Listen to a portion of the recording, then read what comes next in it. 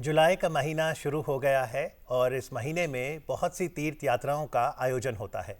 चाहे उत्तराखंड की बद्रीनाथ केदारनाथ यात्रा हो या फिर कश्मीर श्रीनगर की हमारी अमरनाथ यात्रा हो या फिर भगवान शिव के धाम कैलाश मानसरोवर यात्रा की बात करें, या अब जब श्रावण मास आने वाला है तो कांवड़ यात्रा।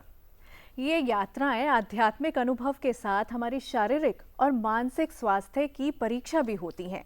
इन यात्राओं के दौरान फिजियोथेरेपी के जरिए हम अपने आप को कैसे ठीक रख सकते हैं, कैसे ये सहायक साबित हो सकती है, इसी पर बातचीत करने के लिए आज हमारे साथ स्टूडियो में मौजूद हैं डॉक्टर आशीष त्यागी। नमस्कार, आपका स्वागत है। आप है physiotherapist, trauma centre, AIIMS new Delhi से। और साथ ही वेलकम करना चाहेंगे डॉक्टर कनिष्का चौहान का। नमस्कार। Physiotherapist, sports injury centre, Safdarjung अस्पताल, नई दिल्ली से। तो डॉक्टर कनिष्का, आपसे शुरू करते हैं। जब भी हमें कोई तीर्थ यात्रा करनी है तो पहाड़ चढ़ने होते हैं और उसमें एक ट्रैकिंग का एलिमेंट भी आता है। अगर शॉर्टनेस ऑफ ब्रेथ हो तो ऑक्सीजन मैनेज करना, प्रॉपर ब्रीदिंग बहुत ज़रूरी है। तो ब्रीदिंग के लिए पहले से क्या तैयारी करें? हमें पहले से ही थोड़े से डीप ब्रीदिंग एक्सरसाइजेस प्रैक्टिस करने चाहिए। उसके लिए हम डायफ्रामेटिक ब्रीदिंग एक्सरसाइजेस प्रैक्टिस कर सकते हैं, या जो कि बहुत कॉमनली जब हम ट्रैकिंग करते हैं तो हम पर्स डीप ब्रीदिंग कहते हैं उसको, तो हम वो भी प्रैक्टिस कर सकते हैं। एक हमारा स्पाइरोमेट्री होता है, स्पाइरोमीटर कहते हैं हम उसको, उससे भी हम अपनी डीप ब्रीदिंग एक्सरसाइजेस प्रैक्टिस कर सकते हैं। जी डॉक्टर आशीष, दर्द जो है एक समस्या है, लेकिन फिजियोथेरेपी उसका समाधान हो सकती है। तो दर्द को मैनेज करने में फिजियोथेरेपी कैसे भूमिका निभाती है? बहुत अच्छा सवाल है कि यात्रा पर जब हम जा रहे हैं तो हो सकता है कुछ दर्द आपके साथ हैं और कुछ वहाँ आपके साथ और ऐड हो सकते हैं, तो उस समय उन्हें मैनेज करना बहुत ज़्यादा ज़रूरी है। तो उस वक्त अगर हम यात्रा के दौरान अगर हमें कुछ स्वेलिंग या दर्द अगर हो रहा है तो हम साथ में आइस पैक वगैरह रखें। अगर आपको क्रॉनिक स्वेलिंग है, पहले जाने से पहले ही है और बार बार आपको ऐसा आशंका रहती है कि कुछ फिजिकल एक्सर्शन के बाद आपको ऐसा होता है, तो आप अपने साथ हॉट पैक या क्रेप बैंडेज वगैरह ले सकते हैं। उसके अलावा उस दौरान कुछ एक एक्सरसाइज हमें दर्द निवारण में काफ़ी हेल्प करती हैं, जैसे कि कुछ मांसपेशियों की स्पेसिफिक एक्सरसाइजेज। यूजुअली हमारी काफ यानी कि पिंडलियों की मांसपेशियां, उनकी स्ट्रेचिंग, हमारी हैमस्ट्रिंग मसल्स, हमारी क्वाड्स, जिनका की ट्रैकिंग के वक्त बहुत ज़्यादा यूज़ होता है। यानी तो तैयारी के लिए बहुत ज़रूरी है कि स्ट्रेचिंग एक्सरसाइज भी आप निरंतर प्रैक्टिस करते रहें। यदि आप भी कोई सवाल करना चाहते हैं डॉक्टर कनिष्का से, डॉक्टर आशीष से, तो आप हमें फ़ोन कर सकते हैं। हमारे स्टूडियो का नंबर नोट करें, 011 दिल्ली का STD कोड, और नंबर है 2309-7532। 011 is our code and number is 23097532। Doctor Kanishka, अब हर घर परिवार में एक अवेयरनेस आई है कि ब्लड प्रेशर आप नापिए तो ब्लड प्रेशर की मशीन है, शुगर के लिए ग्लूकोमीटर भी है, आपने कहा स्पाइरोमीटर, तो ये तकरीबन 200 रुपये का आता है। ये किसे खरीद कर प्रैक्टिस करनी चाहिए? ये हम सभी खरीद कर प्रैक्टिस कर सकते हैं। बेसिकली उसमें 3 बॉल्स होते हैं एंड उसके साथ एक अटैच्ड पाइप होता है। वो पाइप अटैच करके वो जो हमारा इंस्ट्रूमेंट है उसके थ्रू हमें डीप इनहेल करना है। तो उससे वो जो बॉल रेज होता है तो हमें फीडबैक भी देता है कि how much balls we are lifting and हमारी जो लंग कैपेसिटी है उसमें हमें पाइप से हवा अंदर नहीं मारनी, नहीं, वो हमें इनहेल करना, डीप इनहेल, अंदर की तरफ खींचनी है हमें हवा, इनहेल करना है। जब बॉल उठेंगी उसमें, और अगर तीनों उठती हैं तो हमारा जो लंग का capacity it is very very good. 2 है तो थोड़ा कम है, थोड़ा सा कम है। लेकिन कितने मिनट प्रैक्टिस करें इसको daily? 15 repetitions are more than sufficient. इसी तरीके से हम जब उस इंस्ट्रूमेंट को नीचे कर देंगे तो वो बॉल्स नीचे की तरफ हो जाएंगी। तो जब हम वो पाइप से डीप फिर एक्सेल करेंगे तो वो बॉल्स फिर से ऊपर लिफ्ट होंगी। So it is a very very good form to practice deep breathing. तो यानी आपको पता है भावना, जब भी कभी बर्थडे एनिवर्सरी आए, गुब्बारे पंप से मत फुलाइए। गुब्बारे भी आप फुलाइए। बिल्कुल, ये अच्छा तरीका है, लेकिन थोड़ी सावधानी के साथ। लेकिन जब हम ये स्पायरोमीटर की बात कर रहे हैं, हम ग्लूकोमीटर की भी बात कर रहे हैं, ऑक्सीमीटर की बात कर रहे हैं, तो जब हम तीर्थ यात्रा पर जाने वाले हैं, कितने दिन पहले से एक तो तैयारी शुरू हो जानी चाहिए और क्या क्या करें, वो चेकलिस्ट क्या होनी चाहिए हमारी? बिल्कुल, तो हम ट्रैकिंग पे जब जाते हैं तो हाई एल्टीट्यूड की वजह से बहुत सारे एटमॉस्फेरिक चेंजेस हमें वहाँ मिलते हैं। उसके लिए हमें अपनी बॉडी को प्रिपेयर करना है। उसमें सबसे पहली चीज़ आती है कि हाई एल्टीट्यूड पे जो ऑक्सीजन जो है वो कम होगा, उसके लिए हमें पहले से अपनी बॉडी को तैयार करना है। दूसरा, ट्रैकिंग के वक्त हमें मसल्स का एक्सर्शन, बॉडी की फ्लेक्सिबिलिटी, इनकी बहुत ज़्यादा ज़रूरत है, तो उसके लिए अपनी बॉडी और मसल्स को हमें प्रिपेयर करना है। तो अगर एक चेकलिस्ट हमें रखनी है तो उसमें सबसे पहली चीज़ आनी चाहिए कार्डियो रेस्पिरेटरी एंड्योरेंस। तो लगभग हफ्ता 10 दिन या 15 दिन पहले से हम कुछ कार्डियक ट्रेनिंग शुरू करें। इंक्लाइन ट्रेडमिल पे हम वॉकिंग शुरू कर सकते हैं, माइल्ड जॉगिंग, स्विमिंग हमारी कार्डियो रेस्पिरेटरी ट्रेनिंग का एक बहुत अच्छा हिस्सा है, और कुछ डीप ब्रीदिंग एक्सरसाइज प्रैक्टिसेस जैसे कि 4-7-8 जिसे हम कहते हैं, जिसमें हमें 4 सेकंड तक 4 गिनने तक गहरी सांस खींचनी है, 7 सेकंड तक उसे होल्ड करना है, और फिर 8 सेकंड तक धीरे धीरे से एक्सहेल करना है। नाक से ही इनहेल, नाक से ही। जी हाँ जी। 4-7-8। डॉक्टर साहब आपसे और भी पूछेंगे टेक्निक्स के बारे में। फिलहाल लुधियाना चलते हैं जहाँ से रोहित जी हैं फोन लाइन पर। हेलो जी, सवाल पूछिए। नमस्कार जी। नमस्कार सर, मेरे को ना रूमेटॉइड आर्थराइटिस है और मैं ऑलरेडी 15 mg डोज पे हूँ मेथोट्रेक्सेट पे, और 43 इयर्स ऑफ एज है मेरी। सर मेरे को ये जानना था कि मैं जब सीढ़ियाँ चढ़ता हूँ तभी मेरे को पेन होता है नीज में, तो क्या मैं अपना साइकिलिंग या अपना वॉकिंग वगैरह कर सकता हूँ? Is it safe for me? और मेरा सेकंड क्वेश्चन है कि फिजियोथेरेपी में भी हम लोग एक्सरसाइजेज बताते हैं और योगा में भी हम एक्सरसाइजेज बताते हैं, तो ये क्या दोनों सेम है या there is any difference between these two? Thank you Rohit ji. Rohit ji, मैं आपसे ये कहना चाहूँगी कि डेफिनेटली आप स्टेशनरी साइकिलिंग कर सकते हैं, एंड आप वॉकिंग पे डेफिनेटली जाइए। सबसे पहले तो आपको अपना वेट भी चेक इन रखना चाहिए। अगर आपको आर्थराइटिस डेवलप हो रहा है तो उसके लिए आपको वॉकिंग करनी बहुत ज़्यादा ज़रूरी है, और स्टेशनरी साइकिलिंग भी कर सकते हैं। डॉक्टर साहब, ये स्टेशनरी साइकिलिंग मतलब साइकिल के ऊपर वहीं करें या फिर जब मैं साइकिलिंग करता हूँ, फ़र्क क्या है दोनों में? नहीं, स्टेशनरी साइकिलिंग बेसिकली जो हमारा वो जो साइकिल जो हमारा रहता है खड़ा हुआ, उसी में हम पेडलिंग कर रहे होते हैं, that is stationary cycling. Okay, but अगर जो जैसे उनको आर्थराइटिक चेंजेस ऑलरेडी हैं, तो it's better for him to do a stationary cycle rather than a normal cycling. Okay, second question उनका ये था कि फिजियोथेरेपी और योगा में क्या डिफरेंस है। There is lot of difference between physiotherapy and yoga. Yoga के अपने एक्सरसाइजेज हैं एंड फिजियोथेरेपी के अपने एक्सरसाइजेज हैं। योगा फिजियोथेरेपी में अगर जैसे आपको आर्थराइटिस है तो उसमें बेसिकली हम नी के मसल्स को लेकर उस पर हम डेवलपमेंट और स्ट्रेंथनिंग पे फोकस करते हैं। ओके, सो जी, एक और कॉलर हमारे हिसार से जुड़ गए हैं। नमस्कार, अपना सवाल पूछिए। हेलो। हाँ, गुड मॉर्निंग मैम। जी, गुड मॉर्निंग। क्या सवाल है आपका? जी, सवाल ये है कि मेरी ना रीढ़ की हड्डी नीचे जहाँ खत्म होती है बिल्कुल एंड पे पुल्ले के पास। जी, आपकी उम्र कितनी है? 30 ईयर्स। जी हाँ, उस पे पेन रहता है, उठते हैं बैठते हैं तो पिन पॉइंट का। डॉक्टर आशीष। हाँ जी, तो इसका ये कितने समय से है ये जानना बहुत आवश्यक है। दूसरी बात है कि इस हिस्से में दर्द आना, जहाँ के उन्होंने बताया कि रीढ़ की हड्डी खत्म होती है और कूल्हे शुरू होते हैं, वहाँ हमारा लंबोसैक्रल जॉइंट है और सैक्रोइलियक जॉइंट है। तो वो एक फिजिकल जांच के बाद ही हम एग्जैक्ट कह सकते हैं कि आपको किस जोड़ से दर्द आ रहा है। तो मुख्य कारण दो रूप से यही हो सकते हैं कि लंबर एरिया में कोई डिसफंक्शन या कोई अगर डीजनरेशन हो रही है, या फिर सैक्रोइलियक जॉइंट जो हमारा है उसमें कोई डिसफंक्शन या कहीं पे कुछ मसल इम्बैलेंस है जिसकी वजह से ऐसा पेन आ सकता है। और जैसा कि उनके सवाल में एक हिस्सा था कि उठते बैठते वक्त वहाँ दर्द आ रहा है, तो कई बार ऐसा देखा जाता है हमारी रीढ़ की हड्डी का जो नीचे वाला पोर्शन है वहाँ हमारे जोड़ में फैसेट जॉइंट्स होते हैं। 30, जैसे कि उन्होंने अपनी एज बताई, 30 से 35 की एज के बीच में फैसेट जॉइंट्स की आर्थ्रोपैथी इज मोर कॉमन, जो कि स्पोंडाइलोसिस इतना जल्दी इस एज में नहीं आता है, बट फैसेट जॉइंट में आर्थ्रोपैथी होनी शुरू हो जाती है। तो उसके लिए इन्हें कुछ व्यायाम और कुछ फिजियोथेरेपी ट्रीटमेंट डेफिनेटली जी, तो फिजियोथेरेपी से जरूर आराम मिलेगा। लेकिन तीर्थ यात्रा की प्रिपरेशन हम करें तो हमने समझा है, अब जब हम तीर्थ यात्रा करने लगते हैं तो कई लोग तो बहुत जोश में होते हैं, मैं बहुत तेज़ी से चलूंगा, जत्थे से भी आगे चले जाते हैं। तो बेस्ट स्ट्रेटेजी क्या है कि मैं बहुत तेज़ी दिखाऊं, स्लो एंड स्टेडी चलूं, कैसे करूं? स्लो एंड स्टेडी भी नहीं, बहुत तेज़ भी नहीं, एक कांस्टेंट पेस के साथ आपको ऐसे जो लंबे ट्रैक्स होते हैं या यात्राज होते हैं उस पर वॉक करना चाहिए या चलना चाहिए। अगर आप बहुत ज़्यादा तेज़ चलेंगे तो वो शॉर्टनेस ऑफ ब्रेथ बहुत जल्दी हो जाएगा आपको। एक कांस्टेंट स्पीड पे ही आपको वॉक करना चाहिए। ये मेरा पर्सनल एक्सपीरियंस भी रहा है when I go for trekking and when I go for the यात्रा। तो उस दौरान और क्या चीज़ें मतलब क्या एक्सरसाइज उस टाइम भी करते रहें, क्या क्या चीज़ें करें कि हम फिट रहें? डेफिनेटली मैं इसमें ऐड करना चाहूँगी कि वंस वी स्टार्ट ट्रैकिंग या फिर once we start with the yatra, हमको थोड़ा बहुत माइल्ड स्ट्रेचिंग एक्सरसाइजेज ज़रूर करके ही यात्रा स्टार्ट करना चाहिए। इन बिटवीन अगर कहीं पे भी आपको शॉर्टनेस ऑफ ब्रेथ लग रहा है तो हमें थोड़ा सा ब्रीदिंग, डीप ब्रीदिंग एक्सरसाइजेस करने चाहिए। और हमको अपना एक वो जो हमारा जो पेस है उसको, शॉर्टनेस ऑफ ब्रेथ को मेंटेन करना चाहिए उसको। उस पेस इस समय मध्य प्रदेश चलते हैं जहां से शर्मा जी हैं फोन लाइन पर। हेलो हेलो हेलो जी, नमस्कार, सवाल पूछिए। हाँ जी, मेरा प्रॉब्लम ये है कि 2-3 महीने पहले मेरे को कार एक्सीडेंट हो गया था और उसकी वजह से मेरा जो L1 वर्टिब्रा है वो डैमेज हो गया वर्टिब्रल कॉलम में।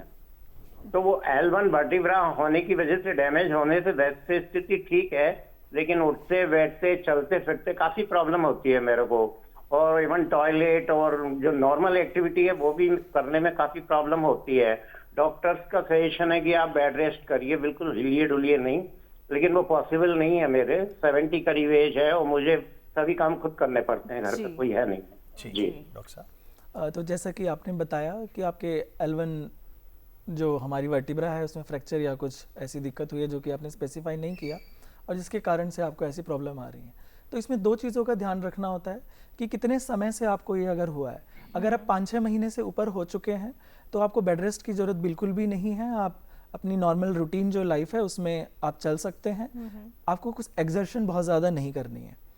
अगर आपको 1-1.5 महीना ही हुआ है तो आपको रेस्ट पर ज़रूर कुछ ध्यान देना है और आपको एक लंबोसेक्रल बेल्ट होती है, हाई लंबर कोर्सेट, जो ऊपर L1 तक आपको सपोर्ट दे, वो पहनकर आप चल फिर सकते हैं और कुछ एक्सरसाइज कर सकते हैं।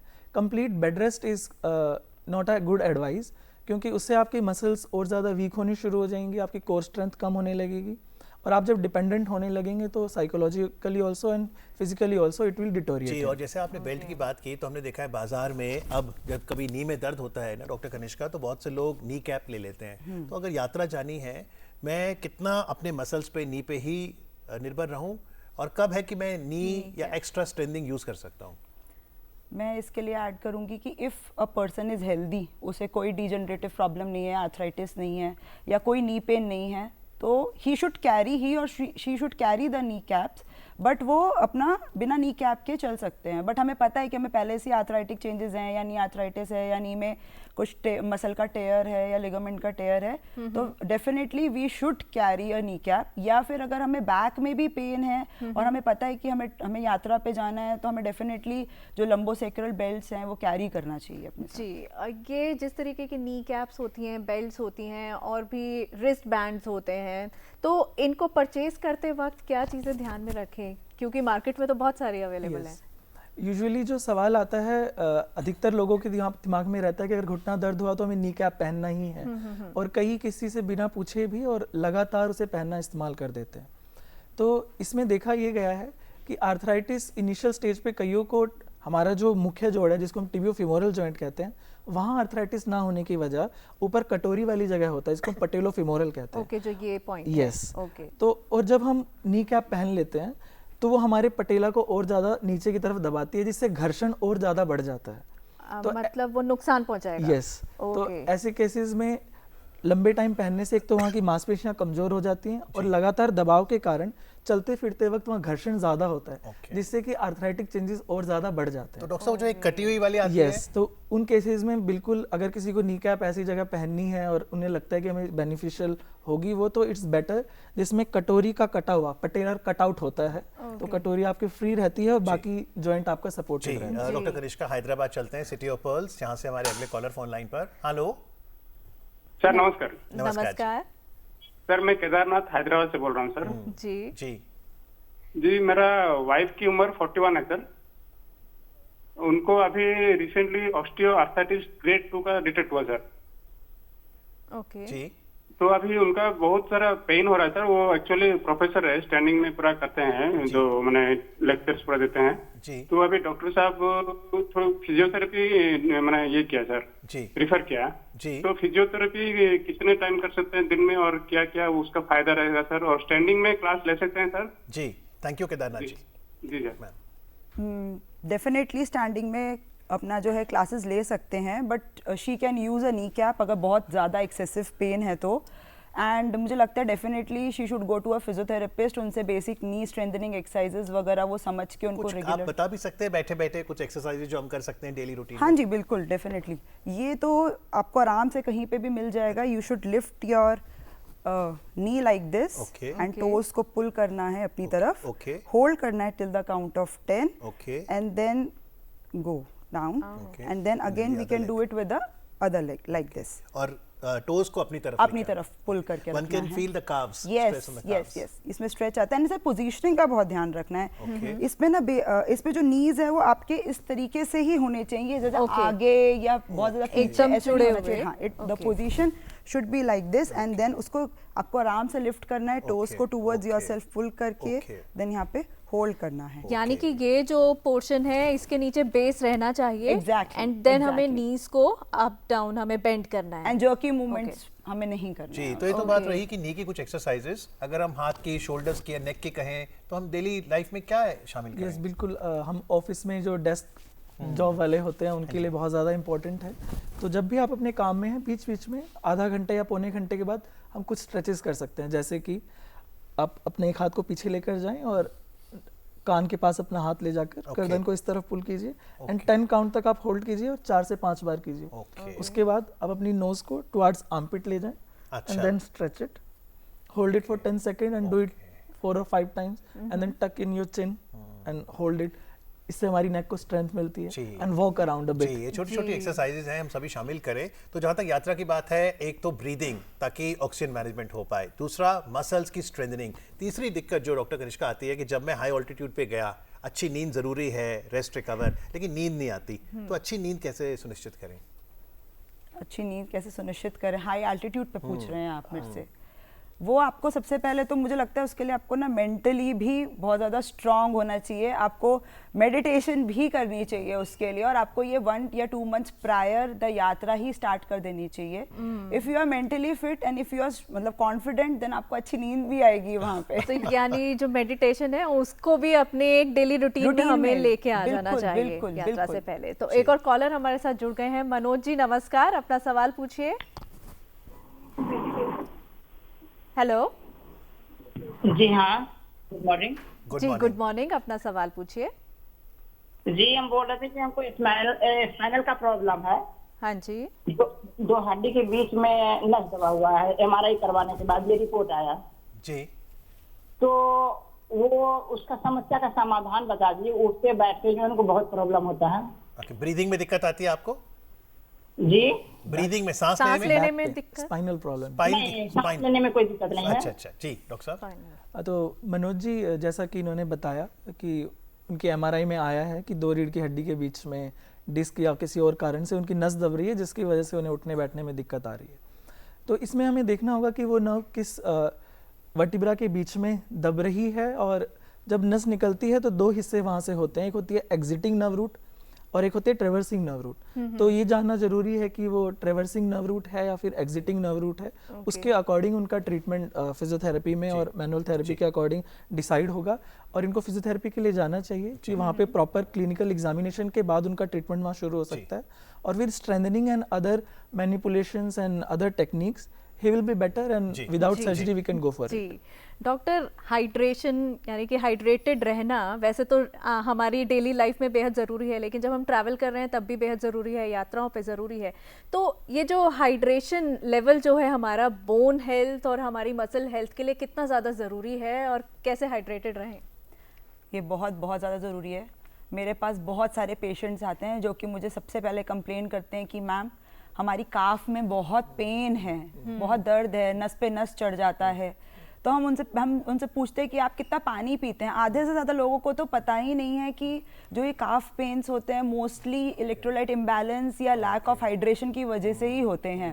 तो वो मुझे बोलेंगे मैम हम ज़्यादा से ज़्यादा 5 या 6 ग्लास पानी पीते हैं पूरे दिन में, इससे ज़्यादा तो हम नहीं पीते हैं। तो हम उनको बोलते हैं कि तुम ढंग से अपना पानी वानी पियो। Once a week electrolyte imbalance के लिए you can have ORS also.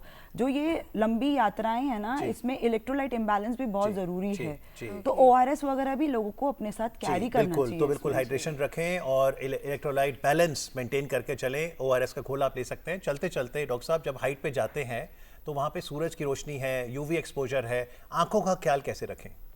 तो उस वक्त हमें ये ध्यान रखना है कि UV एक्सपोजर जब बहुत ज़्यादा है, हम अपने सन ग्लासेस अपने साथ लेकर जाएं और अननेसेसरी स्टेयरिंग एट स्काई और ये सारी चीज़ें हम अवॉइड करें, क्योंकि UV एक्सपोजर की वजह से कैटरेक्ट होने के चांसेस और अदर कुछ चीज़ें के रिस्क हमारे वहाँ बढ़ जाते हैं। तो अपने सन ग्लासेस हम साथ रखें। और सन बर्न होने के चांसेस हमें बहुत होते हैं हाई एल्टीट्यूड पे, because we are close to the sun over the heights. तो हमें वहाँ पे अपनी सनस्क्रीन या ऐसी कुछ चीज़ें अपने साथ रखनी बहुत ज़्यादा ज़रूरी हैं। दूसरा, हाई एल्टीट्यूड पे होता यूँ है कि अगर बिना एक्लिमेटाइज हुए अगर आप वहाँ पहुँच गए हैं तो there are chances of retinopathy, जो कि सेरेब्रल एडिमा की वजह से हमारी जो आर्टरीज जो रेटाइना को जाती हैं उनका स्मॉल वहाँ पे हेमरेजेस होने शुरू हो जाते हैं। बट वो ट्रांजिएंट होता है, जैसे हम डिसेंड डाउन करते हैं तो कम हो सकता है, but it's risky.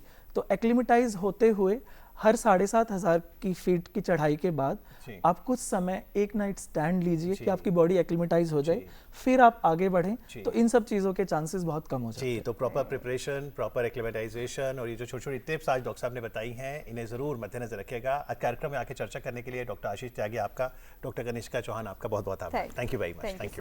Thank you so much.